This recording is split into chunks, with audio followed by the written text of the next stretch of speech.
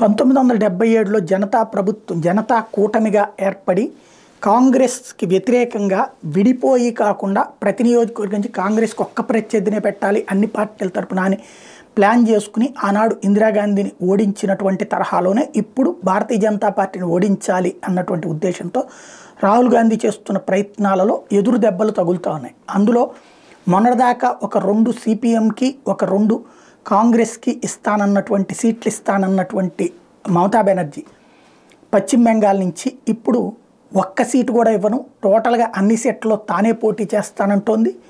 ఐఎన్డిఏ కూటమికి ఎదురు తిరుగుతోంది. ఎందుకంటే ఇప్పుడు అక్కడున్న హిందువులు పోలరైజ్ అవుతున్నారు. ఫస్ట్ టైం పూర్తి పోలరైజేషన్ జరుగుతోంది. ఈ సందర్భంలో కాంగ్రెస్తో పెట్టుకుంటే మైనారిటీ పార్టీగా ఉన్నటువంటి ముద్ర తనకు కూడా ఉంటుంది. వాస్తవంగా ఆవిడని మైనారిటీ ముద్రే ఉంది. ఆవిడ మీద కూడా బంగ్లాదేశీలను తీసుకొచ్చి హిందువుల మీద దాడులు చూస్తూ ఊరుకున్నటువంటి ముద్ర ఆమెకుంది. కానీ ముందు వేరే వాళ్ళకి ఎవ్వరికి చిన్నపాటి చొరవ కూడా ఇవ్వకూడదు అన్నటువంటి ధోరణే మమతా బెనర్జీది.